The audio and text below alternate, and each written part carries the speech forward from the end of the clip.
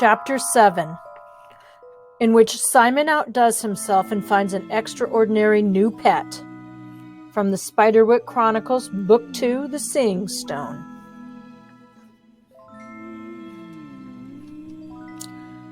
You have to be kidding, Mallory said when Simon explained what he wanted to do. They're going to die if we don't, Simon insisted. The griffin is bleeding. The griffin too? Jared asked. He understood about the cats, but the griffin? How are we going to help this thing? Mallory demanded. We're not fairy veterinarians. We have to try, said Simon just as firmly. And the caption on that picture is the full moon overhead. Jared owed it to Simon to agree. After all, he had put Simon through a lot. You could get an old tarp from the carriage house. Yeah, Simon chimed in. Then we could drag the griffin back to the house. There's plenty of room. Mallory rolled her eyes. If it lets us, Jared said. Did you see what it did to that goblin? Come on, guys, Simon pleaded. I'm not strong enough to pull it alone. All right, she said, but I'm not standing close to the head. Jared, Simon, and Mallory trooped back to the carriage house. The full moon overhead gave them enough light to navigate the woods, but they were still careful crossing the stream where it was barely a trickle. At the edge of the lawn, Jared could see that the windows of the main house were lit and that his mother's car was parked in the gravel driveway. Was she making dinner? Had she called the police? Jared wanted to go inside and tell his mom that they were all okay, but he didn't dare. Jared, come on.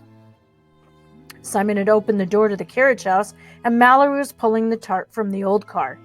Hey, look at this! Simon picked up a flashlight from one of the shelves and flicked it on. Luckily, no beam of light spread across the lawn. Batteries are probably dead, Jared said. Stop playing around, Mallory told them. We're trying not to get caught. They dragged the tarp back through the woods. The walk went more slowly and with a good deal of arguing about the shortest way.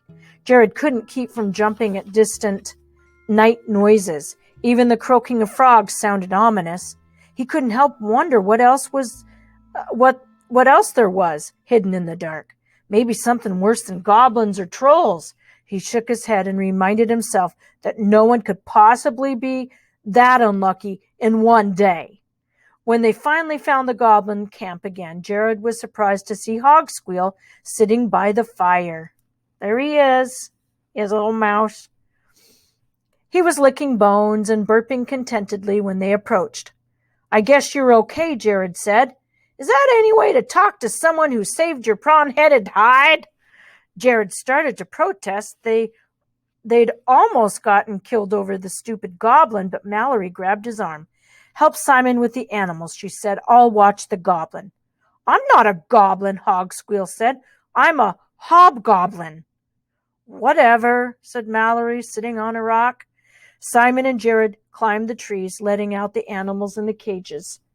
Most ran down the nearest branch and sprang for the ground, as afraid of the boys as they were of the goblins. One little kitten crouched in the back of the cage, mewling pitifully. Jared didn't know what to do with it, so he put it in his backpack and kept moving. There was no sign of Tibbs. When Simon saw the kitten, he insisted that they keep it. Jared wished that he meant instead of the griffin. Jared thought the Hogsqueal's eyes softened when he saw the cat, but that might have just been from hunger. And there's the griffin. That's why Mallory didn't want to get close to the head. When the cages were empty, the three siblings and the hobgoblin approached the griffin. It watched them warily, extending its claws. Mallory dropped her end of the tarp. You know, hurt animals sometimes just attack. Sometimes they don't, though, said Simon, walking toward the griffin with open hands. Sometimes they just let you take care of them. I found a rat like that once. It only bit me once when it got better. Only a bunch of chuckleheads would mess with the wounded griffin. Hogsqueal cracked open another bone and started sucking out the marrow. You want me to hold that kitten? Mallory scowled at him. You want to follow your friends to the bottom of the stream? Jared smiled. It was good to have Mallory on their side. That made him think of something. Since you're feeling so generous, how about a little goblin spit for my sister? It's hobgoblin spit, Hogsqueal said loftily. Gee, thanks, Mallory said, but I'll pass.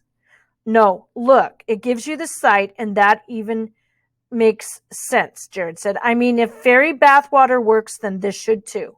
I can't even begin to express how disgusting those choices are. Well, if that's how she feels about it, Hogsqueal was apparently trying to look offended.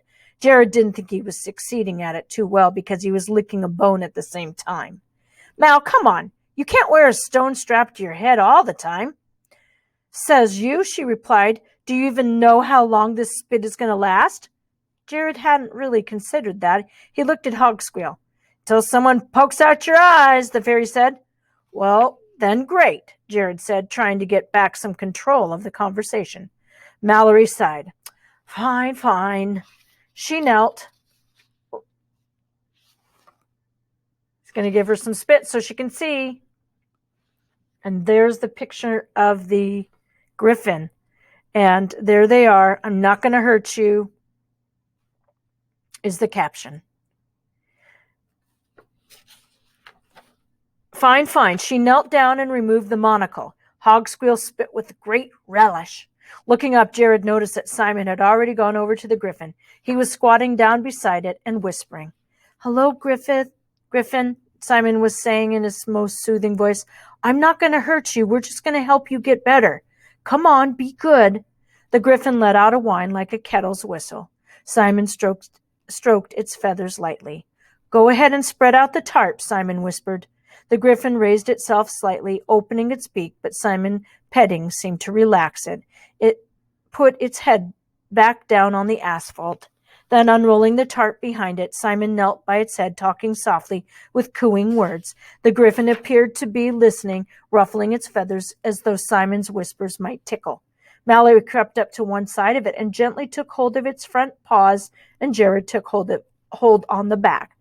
1, 2, 3, they said together softly, then rolled the griffin onto the tarp.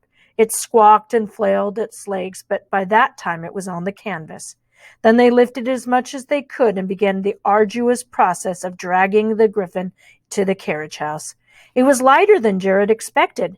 Simon suggested that it might have hollow bones like a bird. So long, Chitterblains, Hogsqueal called after them. See you around, Jared called back. He almost wished the hobgoblin were coming with them. Mallory rolled her eyes. The griffin did not enjoy its trip. They couldn't lift it up too far, so it got dragged over bumps and bushes a lot. It screeched and squawked and fluttered its good wing. They had to stop and wait for Simon to calm it down and then started dragging again. Seemed to take forever to get the griffin back home. Once at the carriage house, they had to open the double doors in the back and haul the griffin into one of the horse stalls. It settled in some of the old straw. Simon knelt down to clean the griffin's wounds as well as he could by moonlight and with only water from the hose. Jared got a bucket and filled it for the griffin to drink. It gulped gratefully. Even Mallory pitched in, finding a moth-eaten blanket to drape over the animal. It almost looked tame, bandaged and sleepy in the carriage house. Look at it in the barn. At the carriage house is the caption. Even though Jared thought it was crazy to bring the griffin back there, he had to admit that he was starting to have a little affection for it, more than he had for Hogsqueal at any rate. By the time Jared, Simon, and Mallory limped into the house, it was very late. Mallory was still damp from her fall into the stream, and Simon's clothes were scratched nearly to tatters. Jared had grass stains on his pants and scraped elbows from his chase through the woods, but they still had the book and the eyepiece, and Simon was carrying a kitten the color of butterscotch toffee. And all of them were still alive. Can you imagine your mom seeing you come back looking like that late at night? From where Jared stood, those things counted as huge successes. Their mother was on the phone when they came in. Her face was blotchy with tears. They're here! She hung up the phone and stared at them a moment.